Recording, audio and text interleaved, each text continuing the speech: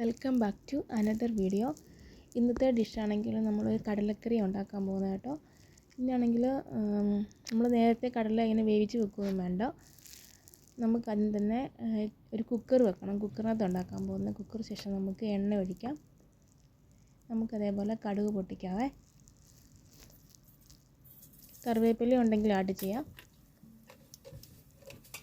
നമുക്കിനി അതേപോലെ വെളുത്തുള്ളി, 2 കഷ്ണം വെളുത്തുള്ളി, ഒരു ശകലം ഇഞ്ചി, അതേപോലെ ഒരു പച്ചമുളക്, ഒരു സവോള, ഇത്രയായിട്ട് നമുക്ക് നല്ലപോലെ ഒന്നിച്ചെല്ലാം കൂടി ഇട്ടാൽ മതി. നല്ലപോലെ നമുക്കിതിനെ വഴറ്റണേ. നല്ലപോലെ വഴരണം. ഇത് നല്ലപോലെ വഴറ്റുക.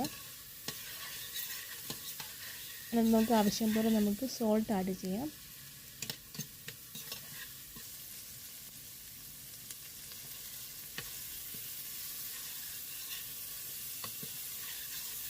നല്ലപോലെ നമുക്ക് ഇളക്കി കൊടുക്കാതെ അടുക്കി പിടിക്കാതെ.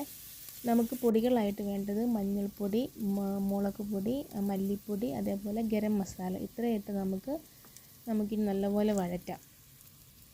നല്ലപോലെ മൂപ്പിക്കണം പൊടിയെ. നല്ലപോലെ മൂത്ത ശേഷം നമുക്ക് ഒരു ടൊമാറ്റോയും കൂടി ആഡ് ചെയ്യാവേ.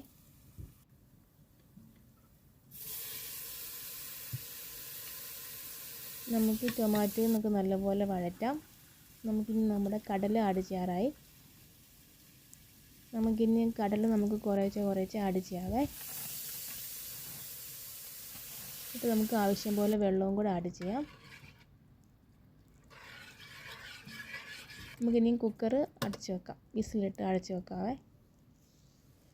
കടല വേവുന്ന അത്രയും വേണം നമുക്കതിൻ്റെ സമയം, വേവുന്ന സമയം.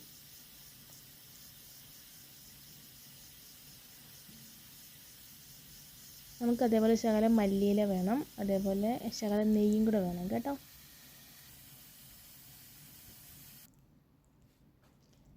നമ്മുടെ കടല വെന്തെന്ന് തോന്നുന്നു. നമുക്കിനി തുറന്ന് നോക്കാം. കടല വെന്തിട്ടുണ്ട്. ആവശ്യത്തിന് വെള്ളമൊക്കെ ഉണ്ട്. നമുക്ക് ഉപ്പും എരിവൊക്കെ കറക്റ്റാണോ നോക്കണേ. നമുക്കിനി ഒരു ശകലം 1 സ്പൂൺ നെയ്യ് നമുക്ക് ആഡ് ചെയ്യാം.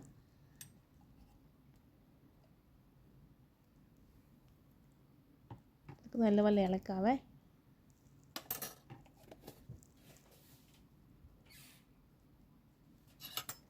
നമുക്ക് എന്നിട്ട് അതേപോലെ നമുക്ക് ശകലം മല്ലിയിലയും കൂടെ ആഡ് ചെയ്യണേ.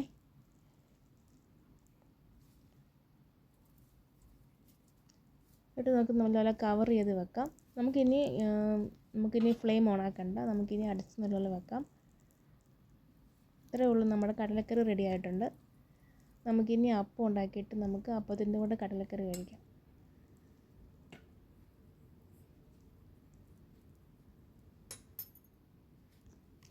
ഇത് പെട്ടെന്ന് ഉണ്ടാക്കാൻ പറ്റിയ കടലക്കറി കേട്ടോ. എല്ലാവരും ഉണ്ടാക്കി നോക്കണം.